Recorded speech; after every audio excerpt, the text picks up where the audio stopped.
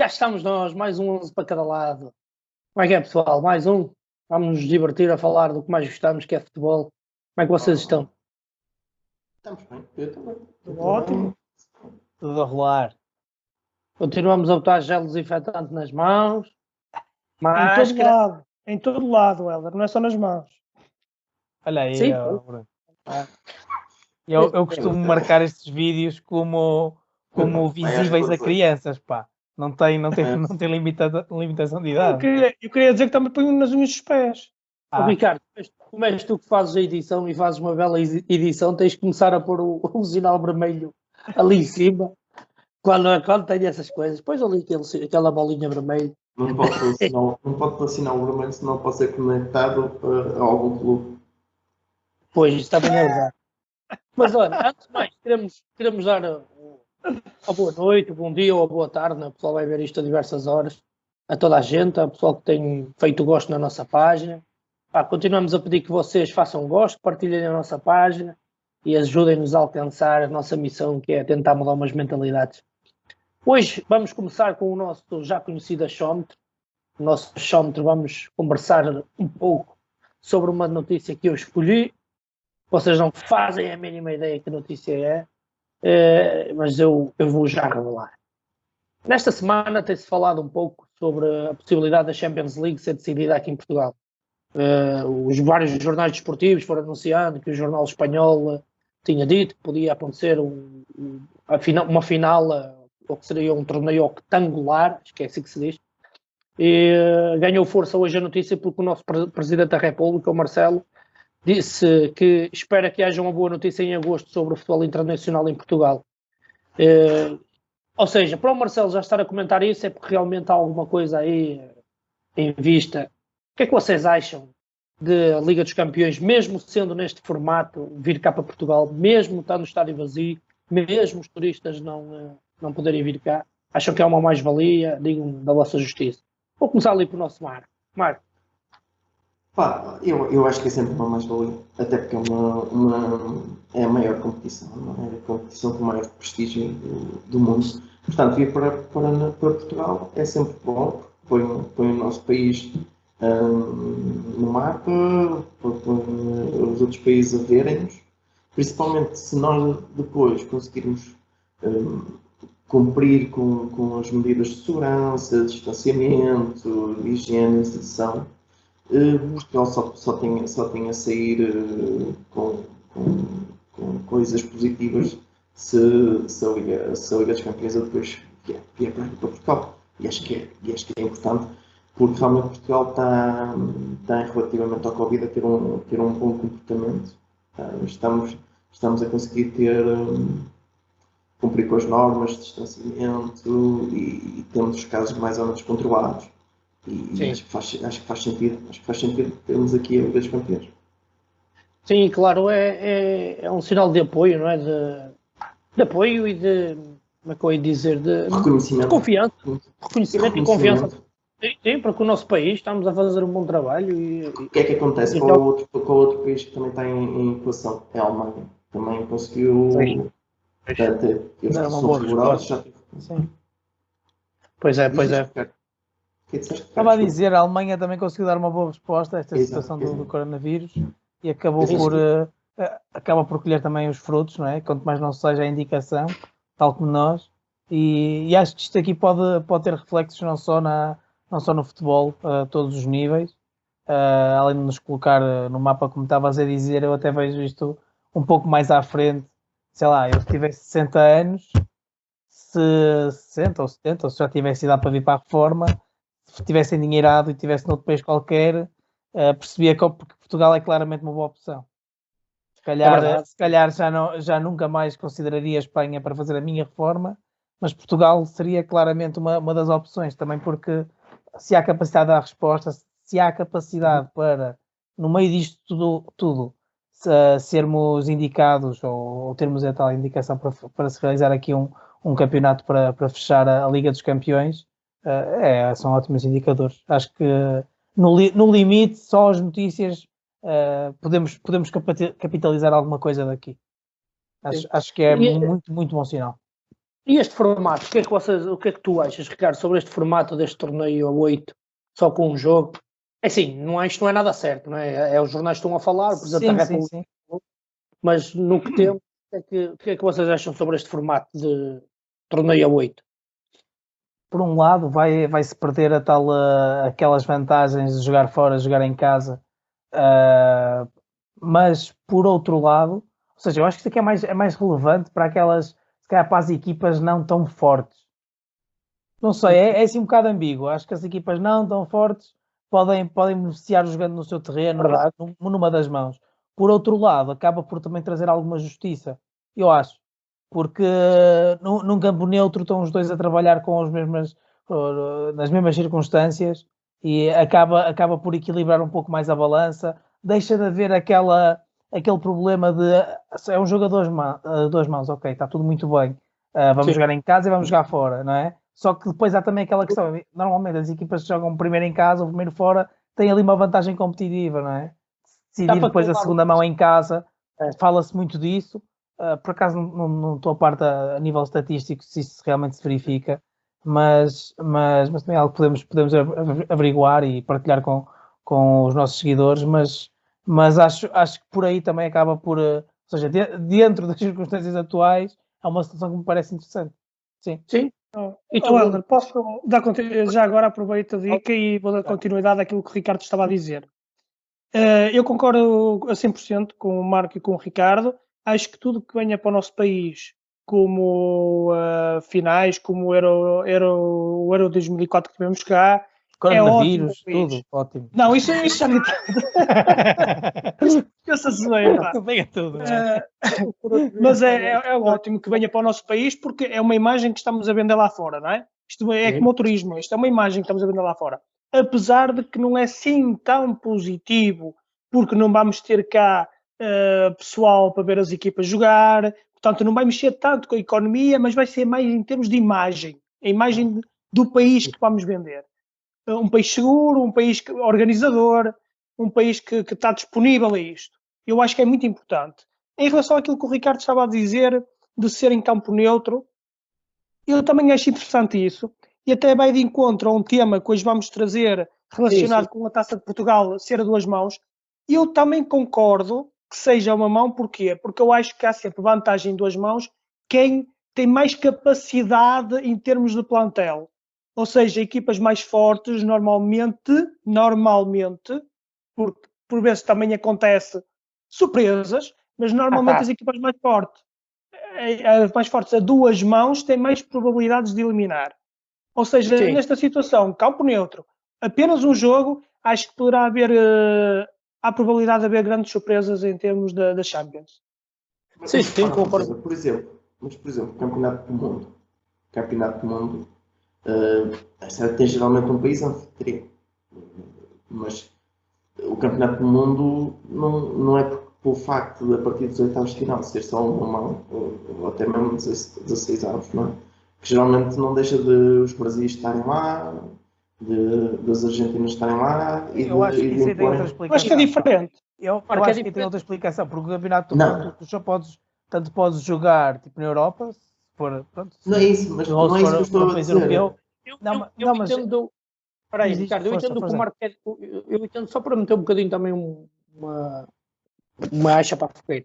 Eu entendo o que o Marco quer dizer e faz algum sentido. No entanto, o Marco tem a primeira fase do Campeonato do Mundo ou de um Campeonato da Europa, ela na teoria, ela elimina um pouco os países mais pequenos. Mas isso é uma coisa com a Liga dos Campeões.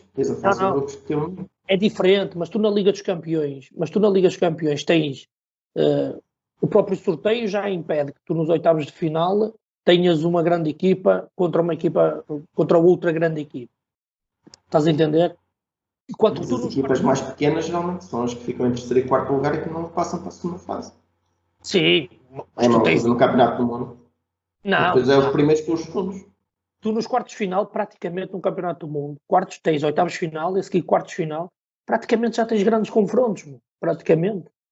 Sim, não sei. Coisa na Liga dos Campeões. Nos quartos de final, quem é que geralmente chega lá na Liga dos Campeões? Sei o que queres dizer. E eu posso lembrar perfeitamente do Campeonato do Mundo da Coreia do Sul e Japão, que o terceiro e quarto lugar foi discutido entre a Coreia do Sul e a Turquia. Pois, mas Duas potências mundiais de futebol. Mas é a mesma coisa que aconteceu o ano passado com o Ajax. O Ajax também chegou à primeira final, apesar de serem a 2 mãos. O que eu estou a dizer é que eu acho que não é assim uma coisa... Não é linear. Marco, eu não falei que é sempre. Eu disse que há probabilidade de... São coisas diferentes, Marco. Sim, mas eu por acaso tenho bastante curiosidade para perceber essa estatística do jogar primeiro em casa e depois fora, ou o primeiro fora e depois em casa, e perceber o quanto é que isso é impactante para as equipas passarem as eliminatórias. Mas depois, em relação ao Campeonato do Mundo, acho que há uma pequena diferença, que é, repara, tu na Europa, a menos que estejamos a falar de oitavos de final em Zenit, e aí mesmo aí não é assim o tempo, só se for o jogo só se for jogado em janeiro e fevereiro, oitavos de final, faz sentido. Mas tirando esse caso, em termos de ambiente, ou seja, em termos do estado climático da coisa, não vai variar muito. No entanto, se estiveres a fazer um campeonato do mundo na Colômbia, bem, a malta nem respira. Jogas 10 minutos e depois não aguentas mais. Isso é um assunto interessante, se calhar podemos fazer essa análise, porque realmente é interessante. Porque agora que o Marco falou, eu também fiquei assim, porque se nós pegarmos, por exemplo, no Campeonato de Portugal, na Taça de Portugal, normalmente os grandes é que chegam à final. O que é certo é que pelo... Posso até dar um exemplo. Espera aí, Marco, deixa só... o que interessa é que o interessante é que pelo meio há sempre 1 ou 2 jogos de taça, não é? Este ano tivemos o Alverca a eliminar o Sport e... Sim, não. Pá, um de vós traga esse tema. Pesquisem sobre... Só para terminar, olha só o exemplo da Taça do Rei deste ano. Quem é que está na final? E aliás, as duas equipas, tanto a Real Sociedade como o Atlético Bilbao, jogaram a 2 mãos várias eliminatórias. Eu agora não sei de cabeça. Permites-me eu só te dizer uma coisa. Eu estive a estudar as taças lá fora no estrangeiro, ainda bem que falas disso. Porque viste quem foram as meias finais? Foi com equipas da segunda divisão, se não me engano. Exatamente. Também eliminaram quem é que passou à final? Não foram as equipas da segunda divisão, foram as equipas da primeira. Porquê? Porque as 2 mãos foram mais fortes. As eliminatórias anteriores das equipas da segunda divisão, em que uma delas que estava na meia final eliminou o Sevilha a 2 mãos. Ganharam as 2 eliminatórias. Eu sei que é verdade. Vamos continuar. Façam o que eu vos digo. Façam aí um levantamento das estatísticas. Aí o Ricardo e o Bruno são homens de contabilidade e gostam de estatística. Façam isso e tragam para a gente saber, porque eu não vou fazer isso. Eu só queria dizer uma coisa ao Ricardo. Ricardo, tu falaste há um bocado em relação a qual era a vantagem de jogar primeiro fora ou primeiro em casa. Eu cheguei a fazer um breve estudo sobre isso e diz a regra que, por norma, quem joga a segunda mão em casa tem vantagem. Pois era isso, não. Eu gostava de ver estatísticas consolidadas de vários anos e com muitos jogos, percebes? Mas, tem muitos fatores. Eu gostava de perceber se alguém já tem isso aí bem afinado. É só para olhar, para perceber o que é que nos diz os números, só isso. Com certeza deve ter. E se não tiver, pegam, peguem nesses valores. Façam arranjar um consultor para fazer isso. Fazes um bocadinho. Vamos seguir em frente. Agora. Hoje vamos responder às perguntas dos nossos seguidores, que nós felizmente tivemos aí um par de perguntas, né, do pessoal. Perguntas, /desafio. Por exemplo, o Pedro Campelo, o nosso seguidor, um dos nossos melhores seguidores, é verdade, temos que colocar essa estrelinha. Já tem crachá de maior fã, não é? Tem que ser. Ele realmente ajuda a dinamizar a nossa página, isso é espetacular, é isso que a gente quer. Ele e o Márcio Ribeiro, são grandes. O Pedro Campelo trouxe-nos um desafio interessante. Ele desafiou-nos a dizer quem é que considerávamos melhor. E ele quis fazer um frente a frente. Quase como se fosse um torneio, não é? Estamos a falar de torneios. Vamos começar pelo canto azul. Madger versus Futre. Quem se lembra do Madger e do Futre? Posso começar, ela? Por acaso eu lembro-me de estar bem, pá. Há 10 minutos vi outro vídeo do Madger, lembro perfeitamente. Estava a preto e branco, eu nem sabia que havia preto e branco. Pá. Olha, deixa só dizer uma coisa interessante que eu encontrei, é que o Futre era fã do Madger. O Futre, numa entrevista, disse que ao fim de 5 minutos do treino ficou de boca aberta e disse: eu adoro este homem. Eu sou fã dele. Para mim, eu vou dizer a minha opinião. Para mim, o Madjer era mais jogador. Ou seja, era mais completo. O Madjer era aquele jogador que jogava com o pé direito, com o pé esquerdo, cabeça. Era um jogador cerebral. Era diferente. Era um jogador mais de espetáculo. Era um jogador que pensava o jogo, que tinha leitura de jogo. O Futre era um bocadinho diferente. O Futre era um jogador fantasista. Era um jogador do drible, da finta rápida, da bola em velocidade. São jogadores completamente diferentes. Na minha opinião, eu gosto mais do estilo do jogo do Madjer. Acho um jogador que tem perfume de futebol. A quem compararias hoje para o pessoal ter, ou mais novo, ter uma noção? O Futre e o Madjer? É uma boa questão e eu vou-te responder numa brincadeira, já que estamos a falar em 2 jogadores do Porto. Eu vou-te responder com 2 jogadores do adversário, do Benfica. Que eu achei interessante. Para mim, o Madjer era um Aimar e o Futre era um Di Maria. Para mim, são jogadores, ok, podemos dizer, se calhar o Di Maria poderia ser mais rápido ou mais lento do que o Futre. Pronto, sim, mas em termos gerais, penso que o Futre. O Futre tinha mais técnica do que ele. Mas estou a dizer, em termos gerais, Di Maria parece mais insurreto, pá. Pronto, mas isso são outros pormenores. São outros pormenores. Mas em termos de jogador, a característica do jogador, eu penso que o Futre seria um Di Maria e o Madjer seria um Aimar. E eu gosto mais do estilo do Madjer. Sim, o Madjer claramente também, por acaso não tinha pensado dessa forma, mas associo realmente, agora que tu disseste, o Madjer ao Aimar, tem um estilo de jogo muito parecido. É interessante. Ou mesmo o Deco, ou os jogadores assim. Sim, exatamente. É que comparar o Futre e o Madjer tem esse problema, né? Porque o Futre era um jogador muito mais de alas, diagonais para a finalização. O Madjer era um jogador mais de organização de jogo e chegada à baliza, mais cerebral. Mas é interessante que eu estava a ver, porque realmente eu vi aqui o Rabah Madjer, ele tem 314 jogos, com 138 golos, é fantástico. Ele passou por o Futebol Clube do Porto.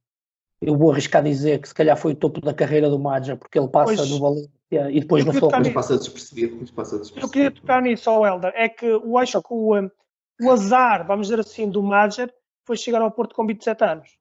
Porque o Madjer era um jogador com os pés fantásticos, só que infelizmente ele chega tarde a Portugal, ou seja, no momento em que ele explode, já é um momento já de transição quase para os 30 anos.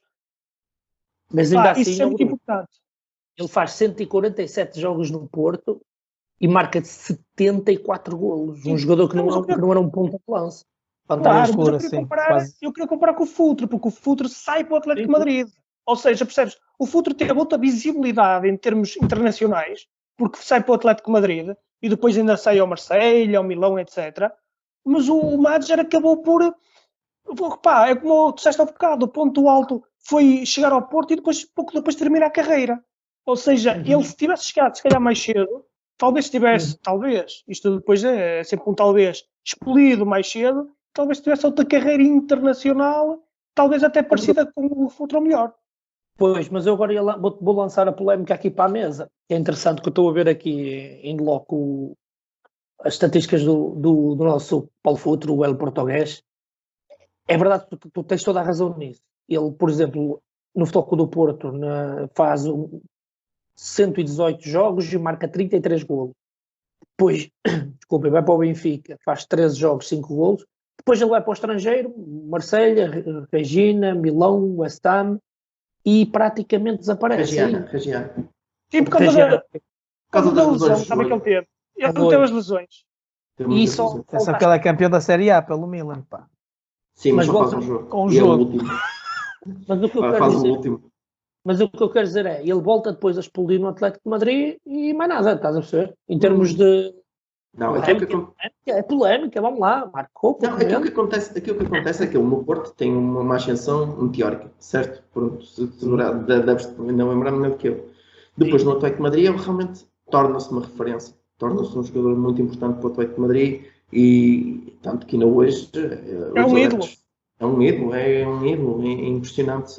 Ele também é uma pessoa muito carismática. Vocês há pouco estavam a dizer que ele diz que o Raba Mazer era o gajo que foi impressionadíssimo com ele, pá, mas também eu considero que o Futre é aquele gajo que diz, com todo respeito pelo seu Futre, é aquele indivíduo que é capaz de dizer, pá, este pasteleiro, pá, o gajo faz os melhores bolos do mundo. E não comeu o bolo ainda. Portanto, eu desconto um pouco. Eu tento dividir com o que o São Paulo Futre diz por 10. Para fazer sentido, para responder à realidade. Isso é interessante porque eu não tinha pensado dessa forma, mas claramente ele tem a ser. Sim. Opa, mas o que é que eu tinha a dizer? O que é que eu estava a dizer? Pronto, no Atlético de Madrid ele realmente tem. Tanto que ele na cidade de Madrid consegue ser. Ele dizia que eu vi uma entrevista do João Pinto a falar que o Futre era respeitado por os adeptos do Real Madrid e pelos adeptos do Atlético. Portanto, ele conseguia ser um consenso naquela cidade, o que não é fácil. E aquilo que não lhe permitiu, se calhar, ter uma carreira ainda mais gloriosa foi o facto de, depois das lesões consecutivas no joelho que não o permitiram crescer mais. Tanto que é por causa disso que ele sai do Atlético de Madrid, vai e tenta relançar a carreira no Benfica, mas não o consegue fazer e depois vai para o Marselha. Por exemplo, chega ao Regiana, no primeiro jogo, marca um golo e nesse mesmo jogo tem uma lesão muito grave também, outra vez dos ligamentos. E basicamente aí é o final da carreira dele, porque depois mesmo a segunda época no Regiana também é marcado com alguns problemas físicos e depois no Milan. As lesões destruíram-no. Depois no Milan tinha o Roberto Baggio, era o suplente dele, pouco ou nada também jogou e também já não estava nas minhas condições físicas. Depois ainda tentou o West Ham e depois voltou ao Mas na minha opinião, deixa só para rematar, tendo em conta, eu não me recordo de ver o Majer e o Futre.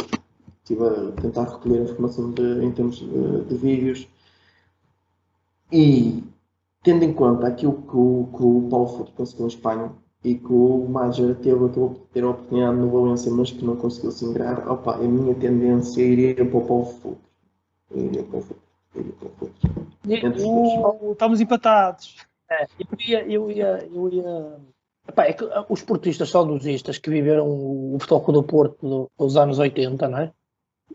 Vão se lembrar sempre do calcanhar do Majer, não é? E é fantástico. E aquilo é fantástico, aquilo é fenomenal, não é? Aquilo calcanhar, muita gente marca golos. Mas sabes quem foi considerado o melhor jogador na final? Quem foi? Paulo Futre. Foi Paulo Futre? Foi Paulo Futre. Sabia disso. E vocês sabiam que o ídolo, eu li isso do Paulo Futre, o ídolo mesmo do Paulo Futre era o Sr. Chalana do Benfica. E esse mesmo era ídolo mesmo, o Futre nem sequer jogador era, e o Futre contou uma história muito interessante. Ele vinha do Montijo, não é? Apanhava o barco, e ele vinha para a parte de trás do barco, com a ondulação, e fazia como o Futre, assim, como o Chalana, assim com as mãos. E ele diz que treinou muito, aprendeu muito da técnica dele nessa situação. E tu, eu era muito forte contra o... Tu vais ter que desempatar isto, pá. Tu mesmo não tendo assim o que viste... Eu basicamente recolhi números, estive a tentar olhar para o que um e outro fazia e também estou um pouco como o Bruno. Eu só vi vídeos, não é? E como é óbvio, estar a ver... highlights de dois jogadores, aquilo vão parecer os dois melhores do mundo, não é? Mas gostei mais do que vi do Majer e em relação a essa final eu não tinha essa noção que teria sido o Futre considerado o melhor jogador em campo, mas o trabalho do Majer nessa final é mais que preponderante, faz golo, faz assistência para golo, portanto eu vou votar no Majer. Então, posso-vos fazer uma pergunta? Força. Quem é que foi o primeiro jogador de sempre a marcar um gol da Argélia no Campeonato do Mundo? Isso foi o Majer. Foi o Majer? Ganharam 2-1. Ele é considerado o melhor jogador argelino de todos os tempos. Todos os tempos, exatamente. A Argélia estreia-se no Campeonato do Mundo na Espanha 82, aqui ao nosso lado, e o primeiro gol foi de Majer. Ganharam 2-1 à RFA, desculpem, a Alemanha Ocidental. Aliás, nesse Campeonato do Mundo existe uma polémica muito grande, que é a Argélia ganha o primeiro jogo, a RFA. É verdade. Eu já li sobre isso. Depois perde com a Áustria, depois ganha 3-2 no último jogo. E precisava, se não me engano, que a Áustria ganhasse a RFA, certo?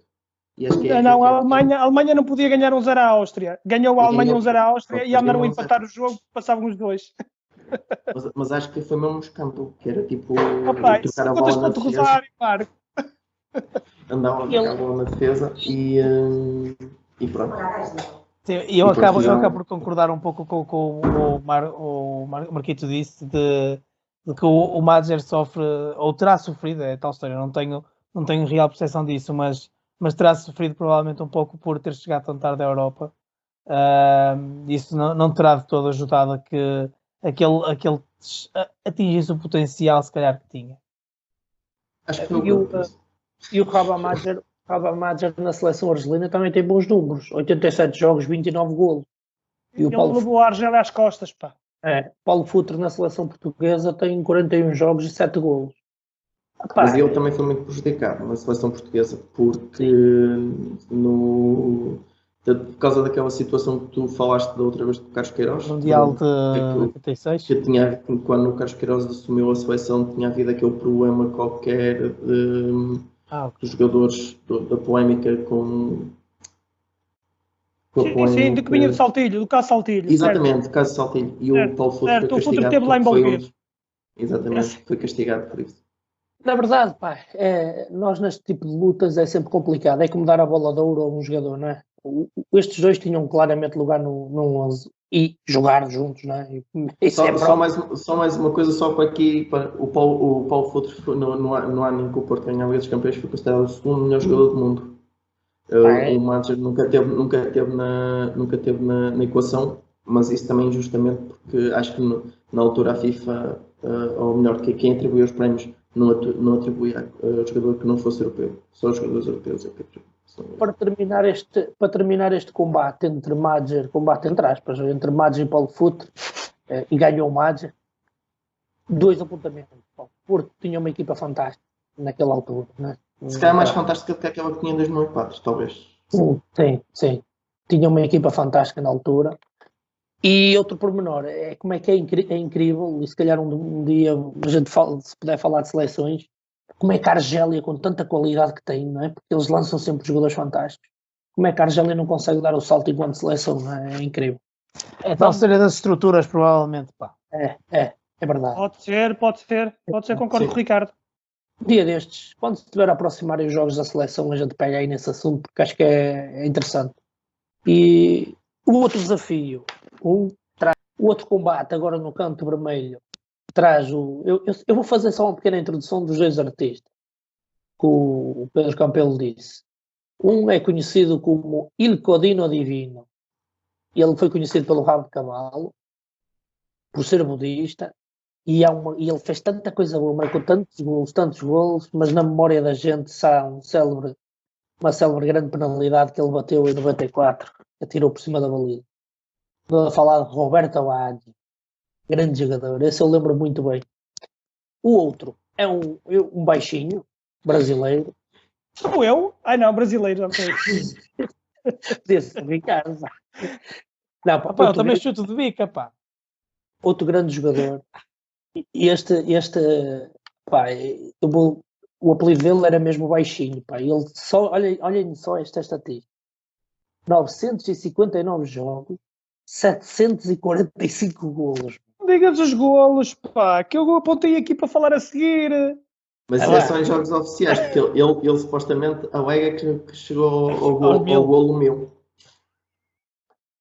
Só que são duas personalidades. O Roberto Baggio, um pouco mais calma, não é? E o Romário, um jogador com uma personalidade muito complicada. Vamos começar por ti, Bruno. Já tinhas aí os golos, eu estraguei. Olha, deixa-me só dizer uma coisa.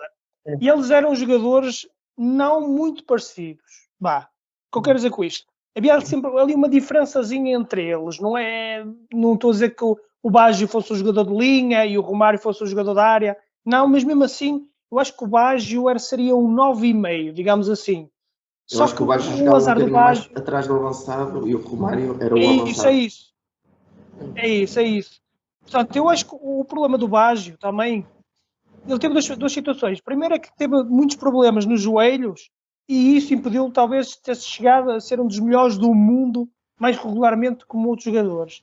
E além disso, também jogou num só campeonato. Ele fez a carreira toda no campeonato italiano, desde Juventus a Inter de Milão, a Fiorentina, etc, etc. Ou seja, em termos de visibilidade... Mas também é naquela fase que, para que é que tu ias sair do campeonato italiano? Era o melhor campeonato para mim. É quase como tu, para que és do futebol inglês, não é? Sim, ao Helder, mas ele nunca provou nada fora de Itália. Era por aí também que eu queria entrar, percebes? Uhum. E depois, em termos de números, eu fui comparar muito números aqui. Eu acho que o Romário, além de ser um jogador mais, sei lá, tecnicamente evoluído, talvez, não sei se estou dizendo disparate ou não, o Baggio também era muito evoluído, mas talvez o Romário fosse um bocadinho mais. Conseguia resolver mais sozinho os jogos, se calhar. Talvez, exatamente. O Romário tem números malucos. Eu estive a ver os números. Ele tem 56 golos na seleção, o Baggio tem 27. Em termos de equipas, na carreira toda do Romário, que eu apontei, são 860 golos. O Baggio são 290. Ou seja, apesar do Baggio ter feito muitos golos, é verdade, e era um jogador que eu também gostava de ver, mas eu admito e vou escolher, já que é para escolher um, eu vou escolher o Romário pelos números. Ok. Bruno, mas agora deixa-me então lançar mais uma vez uma polémica. O Roberto Baggio jogou sempre em Itália, certo? Certo. Certo. O Romário tem uma passagem passou pelo PSV Eindhoven, onde tem bons números. 5 anos. Mas é a Liga Holandesa. Fantástico. Atenção que ele na Liga Holandesa consegue mesmo assim ser o melhor marcador da Liga dos Campeões. Depois tem o Barcelona, passa no Barcelona, tem a primeira parte de 93-94, 47 jogos, 32 golos, que é bom. E é campeão do Barcelona. E campeão. Depois ele regressa ao Flamengo, onde faz muitos golos. Mas nós sabemos como é que funciona um pouco o futebol brasileiro, e sem desprimor pelo futebol brasileiro, mas agora atacas tu, depois ataco eu. Até o Gabigol faz lá golos. depois tem outra passagem por Valência muito, muito curta, volta ao Brasil, ou seja, ele faz muitos golos no Brasil. Ele tem um problema que é... Mas na seleção também. Sim, mas eu não sei até que ponto o facto do Roberto Baggio, o gajo é futebol italiano. É Fiorentina. À partida não deixavam fazer os golos lá, não é? Futebol italiano, os sistemas defensivos muito, muito organizados. Eu tenho muitas dúvidas que ele estivesse lá sozinho a fazer golos. Se os fez, é porque tinha... Eu, quando o Bruno estava a falar, eu ia-me guardar, mas já que estás a falar nisso, eu vejo exatamente como tu achas. Acho que o Futre dividia por 10. Os golos no campeonato italiano se calhar multiplico por 3. Eu também acho. Estás a perceber o que eu quero dizer? Eu acho que tem mais valências fazer 100 golos no campeonato italiano do que 300 no brasileiro. Mais uma vez, sem cortar na casaca com o futebol brasileiro, mas são campeonatos completamente diferentes. E na altura devia ser para pior. Eu também estou a falar um pouco daquilo que não vi, não é? Mas outra vez, se agora é assim, acredito que antigamente fosse ainda pior. Se calhar não, porque antigamente o futebol aqui na Europa não tinha o desenvolvimento tático que tem hoje. E então era um futebol ainda muito técnico. E os brasileiros no futebol técnico sempre foram primor, sempre foram fantásticos. Sim. E então eles conseguiam se sobrepor, até porque tu vês os resultados da seleção canarinha ao longo da história, acontece muito antes desse futebol mais técnico e menos tático. E hoje é isso. Mas eu concordo, o Roberto Baggio fazer esses golos no campeonato italiano e o Romário fazer espaçado. Eu acho que o Romário tinha um problema contra ele, que ainda hoje tem. Não é uma pessoa fácil, ele é uma pessoa muito complicada, muito rebelde e não parou muito tempo, tirando o PSV Eindhoven aqui na Europa. Ele sai do Barcelona por problemas. Bruno, estou enganado, corrijo-me. Problemas mesmo com a direção do Barcelona, não é?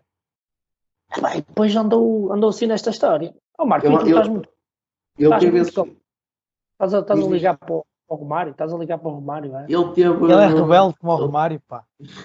Ele teve esse problema, mas foi porque ele não teve problemas com a direção. Ele queria simplesmente sair do Barcelona.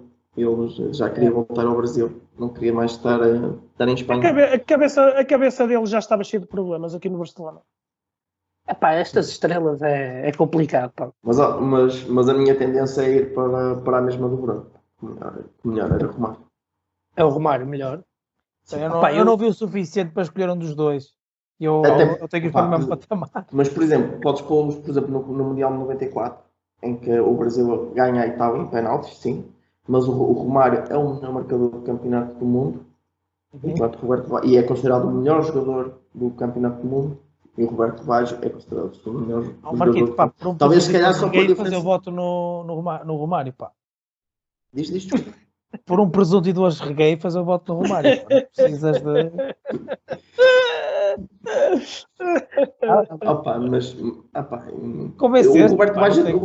o Roberto Baggio tem uma coisa curiosa, que é, ele participa no Mundial de... pensava que ia ser o cabelo, pá. Não. Ele participa no Mundial de 90 e a Itália é eliminada a penaltis. Em 94, a Itália é eliminada novamente a penaltis. E aí ele falha o decisivo. E ele ainda participa no Mundial de 98 e a Itália é novamente eliminada a penaltis pela França. Que depois foi campeão. Perguntei aos artistas, que se eu perguntar tu vais responder de certeza. Quem é que era o guarda-redes que estava na baliza do Brasil? Pergunta-lhes a ele. Quando o Roberto Baggio... Em que? Era o Tafarel, não era? Cláudio Tafarel. Cláudio Tafarel. Vai que é tua, Tafarel. E hoje os brasileiros dizem isso, pá. Eu sou sincero, quando eu era miúdo e jogava futebol, eu dizia sempre, eu sou o Roberto Baggio. Eu sou o Baggio. E quando eu ia para a baliza eu dizia que era o Toldo. Por isso... Nota-se muito nisso na barba. É muito parecido na barba. Igual. Ele não tinha. E o Peruzzi? O Peruzzi, o Baiuca? Não, eu era o Toldo, pá. Eu era o Toldo. Por causa do nome Toldo, qualquer bola caía no Toldo, não entrava. Não, só se fosse. Não. Voltando Realmente, tu na baliza ou um Toldo era a mesma coisa. Tu ou um Toldo na baliza era a mesma coisa. Voltando à conversa, pá, eu acho que o Roberto Baggio, eu gostava muito, eu lembro do Roberto Baggio jogar a bola. Acho que ele tinha uma classe tremenda. O Romário eu via o Romário sempre como um excelente jogador, fantástico, oportunista à brava. Ele tinha uma bola. Classe. Sim, mas era diferente. Ele tinha classe, principalmente na hora da decisão, uma bola perdida, quem é que aparecia sempre? Era o Roberto Baggio a finalizar e com classe. Mas o Roberto Baggio, ele, estás a ver o Zidane, salvo o exagero, o Roberto Baggio, o toque de bola dele era fino, era um toque de classe. Mas eu não vou votar em nenhum. Nesta quem ganhou claramente foi o... Não, eu posso dizer uma coisa que li e depois tive a oportunidade também de ver em vídeos. Ou seja, como não assistia ao vivo, não tenho a presença real, mas do Romário foi que o comentário era que era o melhor jogador do mundo com 1 metro na grande área. No tempo dele não havia ninguém a fazer o que ele fazia. Ele de 1 metro quadrado de espaço fazia aquilo parecer uma légua. Diziam que era mesmo impressionante. E de facto ele parecia que estava dentro da cabina telefónica a disparar lá para dentro. Era impressionante. Ele era tipo, uma bola batia no poste, ia parar ao pé do Romário e era golo. Sabes? Mas ela não vai parar ao pé dele. A sorte está a trabalho. É essa a história. Eu lembrei-me agora de um jogador, e com todo o respeito, nós também somos bem-humorados, o Diego Capel. Vocês lembram-se do Diego Capel? Sim. Eu dizia sempre que o Diego Capel era o homem da lateral, que chegava, via a linha no relvado, bota para dentro da área. Pá, ele com o Romário, o Capel tinha para 10 assistências, ele mandava para dentro da área. Não tinha, porque o Romário era baixinho, se ele cruzasse para a área, se tivesse deixando... Ele chegava lá. Ele aparecia sempre no sítio certo, era incrível. E depois tinha uma capacidade também de explosão tremenda, também. Eu aprecio muito assim, eu não vejo se calhar agora estou a fugir um bocadinho, mas eu olho para o Ronaldo, eu não vejo só a propensão física dele, a capacidade física e tudo mais, e técnica. Eu já vos disse, o que eu mais aprecio nele é a inteligência. Quem aparece tantas vezes no sítio certo para fazer golo, é porque não é burro, de certeza. E eu vejo os avançados que fazem muitos golos com essa... que à partida têm essa capacidade. Aquilo é uma questão de perceber como é que o jogo funciona, perceber onde é que a bola vai cair e pá, isso é o que eu mais valorizo. Só aqui uma parte, desculpa. Vocês viram a notícia que deu que o Ronaldo voltou aos treinos da Juventus em melhor forma que aquela que estava em março? Que os índices dele estavam melhores do que aquilo. Eu acho impressionante a ser verdade, mas depois também tem ali toda a cena do mediatismo, não é? Sim. Eu acho que eu posso justificar isso, se não se importa. Então, É por causa da poncha. É por causa da poncha. Eu sei, eu estive na Madeira e bem provei aquela maravilha de Deus. Aquela ponchinha. Ficaste a melhor forma. Então eu não fiquei, olha o terceiro. Já cá está. O gajo agora até dá bateria, estás maluco?